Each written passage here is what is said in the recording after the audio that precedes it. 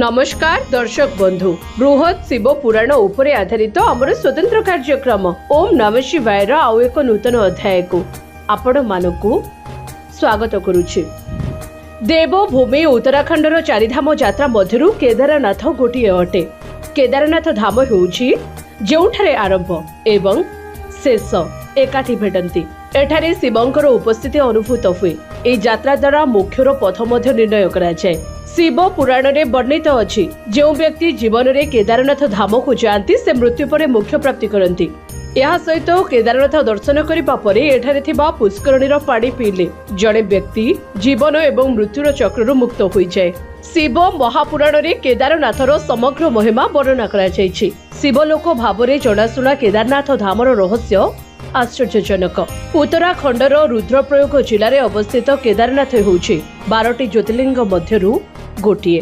एहाको पंच केदार मध्य कुहाଯାଏ कारण यह पांडव मानकर नाती राजा परीक्षितଙ୍କ पुत्र महाराज जामेजाଙ୍କ द्वारा निर्मित होइथिला। परे आदि शंकराचार्यଙ୍କ द्वारा मंदिरटी पुनः निर्माण करा जायथिला।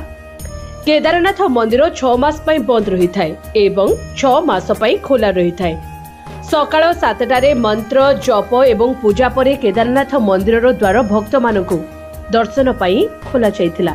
किंतु आश्चर्यकर कथा हजार हजार वर्ष धरी एठारे दीप जळुछि।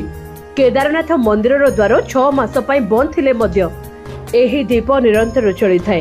केवल एतिकी नुहे पाखरे रहुथिबा लोकमाने कहंती जे मंदिर बंद हेबा परे मंदिर भितरु घंटी शब्द आसे। एहार रहस्य आज पर्यंत केही जानि पारि नाहंती।